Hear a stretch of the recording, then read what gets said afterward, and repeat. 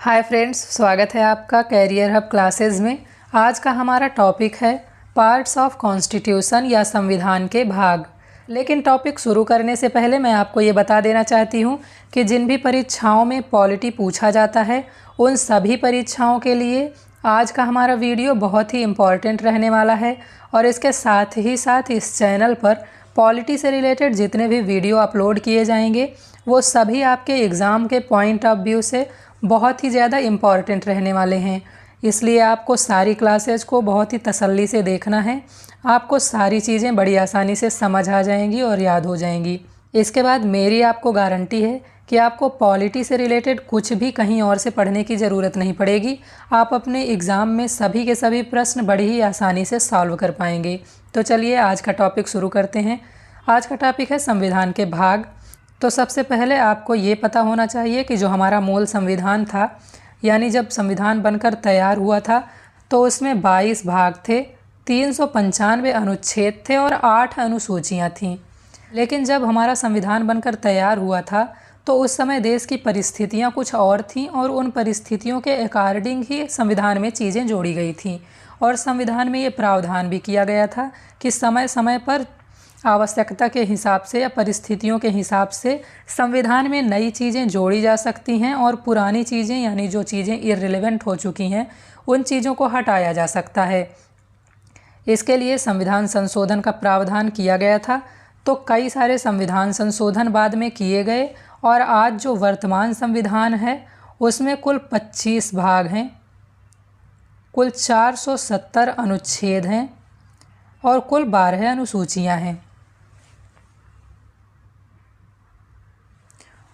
लेकिन अगर आपसे प्रश्न पूछा जाए कि संविधान के कुल कितने भाग होते हैं तो आपको आंसर करना है 22, क्योंकि संविधान में नए भाग नहीं जोड़े गए हैं बल्कि संविधान में उपभागों को जोड़ दिया गया है। जैसे संविधान का भाग 4 है तो उसमें एक और उपभाग जोड़ दिया गया है, संविधान का भाग 4 का। या जैसे संविधान का भाग 9 है तो उसमें एक और उपभाग जोड़ दिया गया है 9 का और एक और उपभाग जोड़ दिया गया है 9 खा।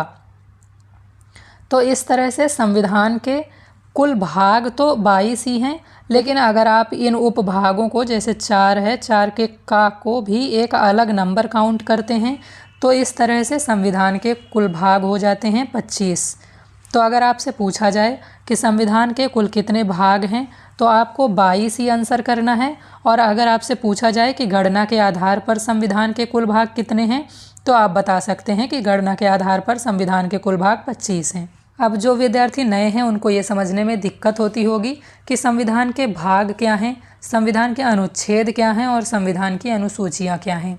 तो आपको बहुत ही सरल भाषा में ये समझ लेना है कि जो संविधान है वो बिल्कुल आपकी जो बुक्स हैं जो आप हमेशा से पढ़ते आए हैं, बचपन से पढ़ते आए हैं, उनकी तरह ही एक बुक है। बिल्कुल आपके बुक की तरह ही जो इंडेक्स होता है, जो जैसे आप अपनी बुक खोलेंगे तो उसमें पहला पेज जो होता है वो इंडेक्स होता है।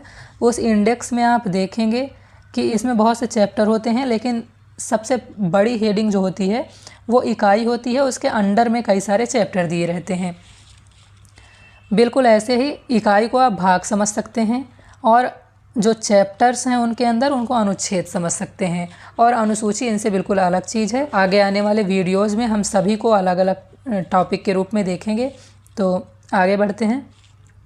तो देखिए, अब संविधान के भाग हम एक एक करके पढ़ते हैं। तो संविधान का भाग 1 है। संविधान के भाग 1 में लिखा गया है संघ और उसके राज्य क्षेत्र के बारे में, और इनका जिक्र अनुच्छेद 1 से लेकर 4 तक में किया गया है। तो आपसे प्रश्न पूछ सकता है कि संघ और उसके राज्य क्षेत्र का वर्णन संविधान के किस भाग में किया गया है। तो आप कहेंगे कि संघ और उसके राज्य क्षेत्र का वर्णन संविधान के भाग 1 में किया गया है। और ये भी पूछ सकता है कि भाग 1 में कौन कौन से अनुच्छेद शामिल किए गए हैं। तो आप कहेंगे कि भाग 1 में अनुच्छेद 1 से लेकर 4 तक को शामिल किया गया है। अब संघ और उसके राज्य क्षेत्र क्या हैं ये समझ लीजिए। तो संघ को बहुत ही आसान भाषा में आप ये कह सकते हैं कि ये पूरे देश की बात की गई है, और उसके राज्य क्षेत्र का मतलब है संघ के अंदर या देश के अंदर जितने भी स्टेट आते हैं या यूनियन टेरिटरीज आती हैं यानी संघ शासित प्रदेश आते हैं, उन सभी के नाम और उन सभी के राज्य क्षेत्र कितने हैं, मतलब उनकी सीमाएं क्या क्या हैं, उनकी सीमाएं किस तरह से बदली जाएंगी, बढ़ाई जाएंगी, इन सब का जिक्र भाग 1 में है। तो अब आते हैं संविधान के भाग 2 में। संविधान के भाग 2 में नागरिकता की बात की गई है, यानी किसी भी व्यक्ति को भारत की नागरिकता किस किस प्रकार से मिलेगी और उसकी नागरिकता किन किन आधारों पर छीनी जा सकती है, इसका जिक्र इसमें किया गया है। और इससे संबंधित अनुच्छेद हैं अनुच्छेद 5 से 11। इसमें भी आपसे ये प्रश्न पूछा जाएगा कि संविधान का भाग 2 किससे संबंधित है, तो आप कहेंगे कि नागरिकता से संबंधित है। फिर आपसे ये भी पूछा जा सकता है कि संविधान के भाग 2 में कौन कौन से अनुच्छेद शामिल किए गए हैं, तो आप कहेंगे कि अनुच्छेद 5 से लेकर 11 तक। या आपसे ये भी प्रश्न पूछा जा सकता है कि नागरिकता से संबंधित कौन कौन से अनुच्छेद हैं, तो आप कहेंगे कि अनुच्छेद 5 से लेकर 11 तक। अब आते हैं संविधान के भाग 3 में। संविधान के भाग 3 में मूल अधिकारों की चर्चा की गई है और इनसे संबंधित जो अनुच्छेद हैं वो हैं 12 से 35 तक। इसमें बताया गया है कि मूल अधिकार क्या हैं, कौन से अधिकार नागरिकों को मिलेंगे और कौन से अधिकार सभी व्यक्तियों को मिलेंगे, यानी जो नागरिक हैं और जो गैर नागरिक हैं उन दोनों को मिलेंगे। और इससे संबंधित अनुच्छेद तो मैंने आपको बता ही दिया कि इनसे संबंधित अनुच्छेद हैं 12 से लेकर 35 तक। तो इसमें आपसे प्रश्न पूछा जा सकता है कि मूल अधिकार से संबंधित भाग कौन सा है या मूल अधिकार से संबंधित अनुच्छेद कौन कौन से हैं, तो आपको भाग बताना है भाग 3 और अनुच्छेद बताने हैं 12 से 35 तक। संविधान का भाग 4 देखते हैं। संविधान का भाग 4 संबंधित है राज्य के नीति निर्देशक तत्वों से या डीपीएसपी से, इन्हें शॉर्ट फॉर्म में कहा जाता है डीपीएसपी। और इससे संबंधित अनुच्छेद हैं 36 से लेकर 51 तक। अब आपको ये समझना है कि राज्य के नीति निर्देशक तत्व क्या हैं। तो राज्य के नीति निर्देशक तत्व कुछ ऐसी बातें लिखी गई हैं जो किसी भी सरकार को लोगों के कल्याण के लिए कानून और नीतियां बनाने में सरकार का मार्गदर्शन करते हैं। यानी ये सरकार को बताते हैं कि आपको लोगों के कल्याण के लिए किस किस तरह के कानून बनाने की आवश्यकता है, लेकिन सरकार पूरी तरह से स्वतंत्र है कि वो किस सीमा तक और किस समय तक कौन कौन से कानूनों पर क्रियान्वयन करेगी या कौन कौन से कानूनों को लागू करेगी या नहीं करेगी। तो इसके बाद आते हैं संविधान के भाग 4 के का में। संविधान का भाग 4 का मूल कर्तव्यों से संबंधित है। ये इससे संबंधित अनुच्छेद है 51 का या 51 का ए। और आपको इसमें एक बात और याद रखनी है कि ये मूल संविधान में शामिल नहीं था, ये बाद में संविधान संशोधन के माध्यम से संविधान में शामिल किया गया है। और इसके लिए जो संविधान संशोधन किया गया था वो था 42वां संविधान संशोधन 1976, और इसे स्वर्ण सिंह समिति की सिफारिश पर संविधान में शामिल किया गया था। ये 2 बातें आपको इसमें और याद रखनी है। अब आगे बढ़ते हैं संविधान के भाग 5 में। तो संविधान का भाग 5 संबंधित है संघ सरकार से, यानी सेंट्रल गवर्नमेंट से। इससे संबंधित अनुच्छेद हैं 52 से लेकर 151 तक। संघ सरकार का मतलब क्या है, तो इसमें जैसे राष्ट्रपति हैं, उपराष्ट्रपति हैं, प्रधानमंत्री हैं और मंत्रिपरिषद है, इन सब के कार्य क्या क्या होंगे, इनकी शक्तियाँ क्या क्या होंगी, इनका चुनाव किस किस तरह से किया जाएगा, इस सब का जिक्र किया गया है। संविधान का भाग 6।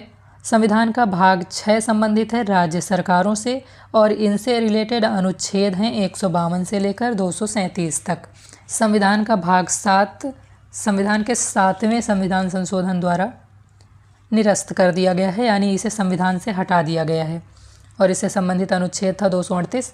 तो अगर अब आपसे पूछा जाए कि संविधान का ऐसा कौन सा भाग है जिसे संविधान से हटा दिया गया है या निरस्त कर दिया गया है, तो आप कहेंगे भाग 7। और अगर आपसे ये पूछा जाए कि संविधान का भाग 7 जिसे अब संविधान से हटा दिया गया है उसे कौन से संविधान संशोधन द्वारा हटाया गया है, तो भाग 7 और भाग 7 को हटाया गया है संविधान के 7वें संविधान संशोधन द्वारा। बहुत ही ईजी है, आपको याद रखना है। तो हमारा अगला भाग है संविधान का भाग 8। संविधान का भाग 8 संबंधित है संघ शासित प्रदेशों या यूटीज से, यानी यूनियन टेरिटरीज से। और इससे संबंधित अनुच्छेद हैं अनुच्छेद 239 से लेकर 242 तक। इसको याद करने के लिए देखिए आप ऐसे याद कर सकते हैं कि यूटीज और 239 प्रोनंसिएशन थोड़ा थोड़ा मिलता हुआ है, तो आप ऐसे याद कर सकते हैं इसे कि यूटीज 239। अगला भाग है भाग 9। भाग 9 संबंधित है पंचायतों से। पंचायतें किस संविधान संशोधन के माध्यम से संविधान में जोड़ी गई थीं? तो पंचायतों को 73वें संविधान संशोधन 1992 के द्वारा संविधान में जोड़ा गया था। इससे संबंधित जो अनुच्छेद हैं वो अनुच्छेद आप देखिए, उससे संबंधित अनुच्छेद हैं 243 ए से लेकर 243 ओ तक। तो हमारा अगला भाग है भाग 9 का का। भाग 9 का का संबंधित है नगर पालिकाओं से और इसे 74वें संविधान संशोधन 1992 के माध्यम से संविधान में जोड़ा गया था। इससे संबंधित अनुच्छेद हैं 243 पी से लेकर 243 जेड जी तक। अब देखिए यहाँ पर पहले ही मैं आपको बता चुकी हूँ कि पंचायतों से संबंधित जो अनुच्छेद हैं 243 ए से लेकर 243 ओ तक हैं। इसके आगे ओ के आगे पी आता है, तो 243 पी से लेकर 243 जेड जी तक नगर पालिकाओं का जिक्र किया गया है।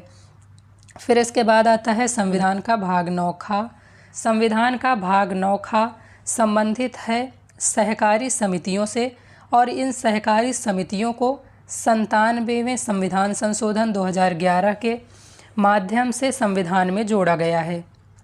इससे संबंधित जो अनुच्छेद हैं वो हैं 243 जेड एच से 243 जेड टी तक, क्योंकि यहाँ देखिए 243 जेड, यहाँ देखिए 243 जेड जी तक नगर पालिकाएँ आती हैं और 243 जेड जी के आगे यानी 243 जेड एच से 243 जेड टी तक सहकारी समितियों का जिक्र किया गया है। इसके आगे आता है भाग 10। भाग 10 संबंधित है अनुसूचित जाति और जनजातीय क्षेत्रों से। इससे संबंधित अनुच्छेद हैं 244 से लेकर 244 ए, यानी इसमें 2 अनुच्छेद शामिल किए गए हैं, 244 और 244 ए। सूचित जाति और अनुसूचित जनजाति क्षेत्र ऐसे क्षेत्र हैं जहां पर अनुसूचित जातियां और अनुसूचित जनजातियां थोड़ी बहुलता में पाई जाती हैं, यानी इनकी जनसंख्या उस क्षेत्र में थोड़ी ज़्यादा होती है, तो इन्हें कुछ अलग से अधिकार दे दिए जाते हैं या इनका प्रशासन जो है वो कुछ हद तक इन्हें करने की स्वायत्तता दे दी जाती है। हमारा अगला भाग है संविधान का भाग 11। ये संबंधित है संघ और राज्यों के बीच संबंध से और इससे संबंधित आर्टिकल हैं आर्टिकल 245 से लेकर आर्टिकल 263 तक। संघ और राज्यों के बीच संबंध का क्या मतलब है? तो संघ और राज्यों के बीच बहुत सारे संबंध पाए जाते हैं, जैसे विधायी संबंध, जैसे प्रशासनिक संबंध, जैसे वित्तीय संबंध। तो 2 संबंध जैसे विधायी संबंध और प्रशासनिक संबंध इस भाग 11 के अंतर्गत बताए गए हैं। संविधान का भाग 12। संविधान का भाग 12 संबंधित है वित्त, संपत्ति, संविदाएं और वाद। इससे संबंधित अनुच्छेद हैं अनुच्छेद 264 से लेकर अनुच्छेद 300 का तक, यानी अनुच्छेद 300 के ए तक। इसमें अभी मैंने आपको बताया कि संघ और राज्यों के बीच संबंध 3 तरह के होते हैं। तो 2 संबंध जो विधायी संबंध था और जो प्रशासनिक संबंध था वो उनका जिक्र तो भाग 11 में किया गया था, लेकिन इसके बाद जो वित्तीय संबंध है उसका जिक्र भाग 12 में किया गया है। वित्तीय संबंध का मतलब क्या है? तो वित्तीय संबंध का मतलब है कि किस प्रकार से टैक्स की वसूली की जाएगी, किस प्रकार से टैक्स का बंटवारा किया जाएगा। कर का बंटवारा करने के लिए ही एक आयोग सुना होगा आपने, वित्त आयोग। तो वित्त आयोग का गठन किया जाता है, वो इसी भाग के अंदर आर्टिकल 280 के तहत वित्त आयोग का गठन किया जाता है और वित्त आयोग बताता है कि किस रेशियो में जो कर इकट्ठा किया है सेंट्रल गवर्नमेंट ने उसका बंटवारा केंद्र और राज्य के बीच में होगा, क्योंकि जो राज्य होते हैं उनके पास इतना टैक्स, इतने संसाधन नहीं होते कि वो इतना टैक्स वसूल कर सकें जिससे वो अपना राज्य की भी सारी चीज़ें सुव्यवस्थित तरीके से चला सकें। तो इसके लिए सेंट्रल गवर्नमेंट जो होती है वो अपने जो टैक्स वसूल करती है उससे थोड़ा हिस्सा राज्यों को देती है। तो इस सब का निपटारा करने के लिए कि कितना टैक्स केंद्र सरकार के हिस्से में जाएगा और कितना टैक्स राज्य सरकार के हिस्से में जाएगा, उसके लिए वित्त आयोग बनाया गया है। और ये मोस्ट रिपीटेड क्वेश्चंस में से एक है, बार बार क्वेश्चन पूछा जाता है सभी परीक्षाओं में कि वित्त आयोग का गठन कौन से अनुच्छेद के अंतर्गत किया जाता है? तो आप कहेंगे 280 के तहत, अनुच्छेद 280 के तहत। फिर इसमें एक और इम्पॉर्टेंट अनुच्छेद है, अनुच्छेद 300 का या अनुच्छेद 300 का ए। इसमें जो संपत्ति का अधिकार है उसको दिया गया है, और संपत्ति का अधिकार जब मैं आपको मूल अधिकार पढ़ाऊंगी तो उसमें मैं आपको बताऊंगी, लेकिन मैं यहाँ भी आपको बता देती हूँ कि संपत्ति का अधिकार पहले मूल अधिकारों में शामिल था, लेकिन बाद में इसको मूल अधिकारों की श्रेणी से हटा करके इसे कानूनी अधिकार या जो संवैधानिक अधिकार होते हैं उनमें शामिल कर दिया गया, और इसे रखा गया आर्टिकल 300 के अंतर्गत या आर्टिकल 300 के अंतर्गत। तो अब चलते हैं अगले भाग की तरफ। संविधान का अगला भाग है संविधान का भाग 13। भाग 13 में जिक्र किया गया है वाणिज्य, व्यापार और समागम का। इससे संबंधित जो अनुच्छेद हैं वो हैं अनुच्छेद 301 से लेकर अनुच्छेद 307। तो वाणिज्य, व्यापार और समागम में अंतर क्या है? व्यापार जो है वो किसी भी वस्तु की या किसी भी उत्पाद की खरीद और बिक्री को कहा जाता है। अगर लाभ के लिए किसी भी उत्पाद को बेचा जाता है या खरीदा जाता है तो उसको व्यापार कहते हैं।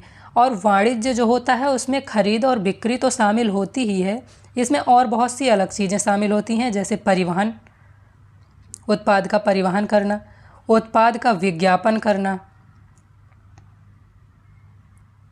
ये सारी चीज़ें। और उत्पाद का खरीद बिक्री जो होती है वो तो शामिल होती ही है, इसके साथ साथ परिवहन, विज्ञापन आदि भी इसमें शामिल होता है, तो उसे वाणिज्य कह दिया जाता है। समागम होता है उत्पाद को एक जगह से दूसरे स्थान तक पहुंचाना, एक स्थान से दूसरे स्थान तक पहुंचाना समागम कहा जाता है। तो ये बात क्लियर हो गई आपको। इसके आगे बढ़ते हैं। इसके आगे आता है हमारा भाग 14। भाग 14 में संघ और राज्यों के अधीन सेवाओं का जिक्र किया गया है। संघ और राज्यों के अधीन सेवाएं क्या हैं? तो जैसे इसमें आता है IAS, IPS,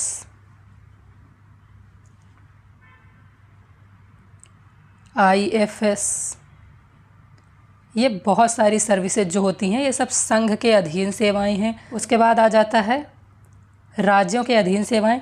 तो इसमें बहुत सारे स्टेट PCS होते हैं और बहुत सारे एग्ज़ाम होते हैं जो राज्य करवाता है, वो सब राज्यों के अधीन सेवाओं में आते हैं। ये बात आपको स्पष्ट हो गई होगी दोस्तों। इसके आगे बढ़ते हैं। तो इसके आगे इसका देखिए अनुच्छेद भी देख लीजिए, अनुच्छेद 308 से लेकर 323। इसमें ही UPSC आयोग, UP PCS आयोग, जो PCS आयोग होते हैं, UP PCS और जितने भी स्टेट PCS होते हैं वो सब आ जाते हैं। इसके आगे बढ़ते हैं। इसके आगे है हमारा भाग 14 का।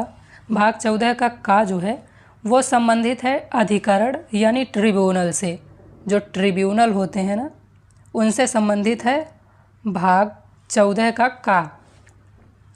इसे संविधान के 42वें संविधान संशोधन द्वारा यानी 1976 में संविधान में शामिल किया गया था। इससे संबंधित जो अनुच्छेद हैं वो हैं 323A से 323B, यानी 2 अनुच्छेद इसमें भी शामिल हैं, 323A से 323B। अब अधिकरण क्या होते हैं, ट्रिब्यूनल क्या होते हैं, ये समझ लेते हैं। ट्रिब्यूनल जो हैं वो न्यायालयों की तरह ही होते हैं, लेकिन न्यायालय जो होते हैं वो सभी तरह के विवादों को सुनते हैं, और अधिकरण जो होते हैं वो कुछ विशेष विवादों का निपटान करने के लिए बनाए जाते हैं। जैसे नदी जल विवाद अधिकरण। तो नदी जल विवाद अधिकरण जो होंगे वो सिर्फ़ और सिर्फ नदियों के जल को लेकर राज्यों के मध्य जो झगड़ा है या जो विवाद है उनको सुलझाएंगे। इसके अलावा जैसे NGT, नेशनल ग्रीन ट्रिब्यूनल, राष्ट्रीय हरित अधिकरण, ये पर्यावरण से संबंधित जो मुद्दे हैं सिर्फ उनको सुनेंगे। तो संविधान के भाग 15 में बात की गई है निर्वाचन की, यानी चुनाव की।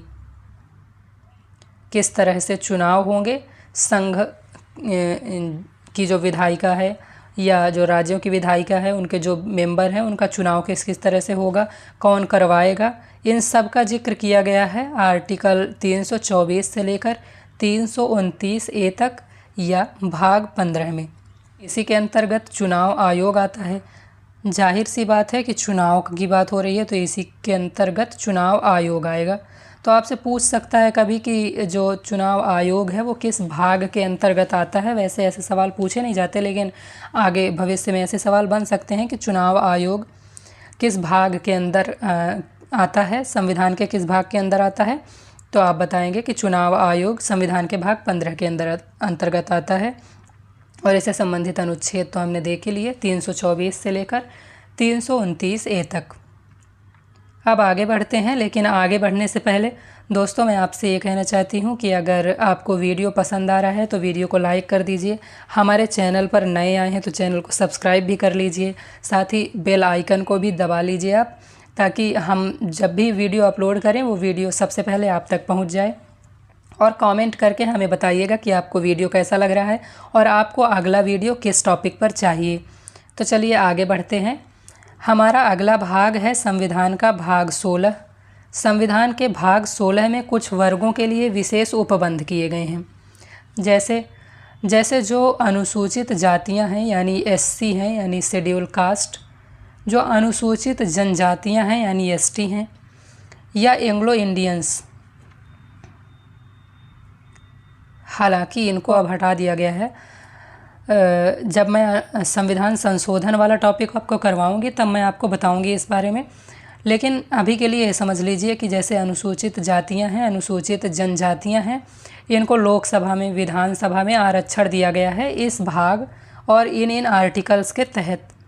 इसके अंतर्गत जो आर्टिकल आते हैं वो हैं 330 से लेकर 342 तक। अब हमारा अगला भाग है संविधान का भाग 17। संविधान का भाग 17 संबंधित है राजभाषा से लेकर, ध्यान रखिएगा कि यहाँ पर राष्ट्रभाषा की बात नहीं की जा रही है, यहाँ पर बात की जा रही है राजभाषा की। हमारे देश की कोई भी राष्ट्रभाषा नहीं है। अभी तक जो तय हुआ है वो हुआ है कि हमारे देश की राजभाषा होगी और हमारे देश की राजभाषा है हिंदी और लिपि है देवनागरी।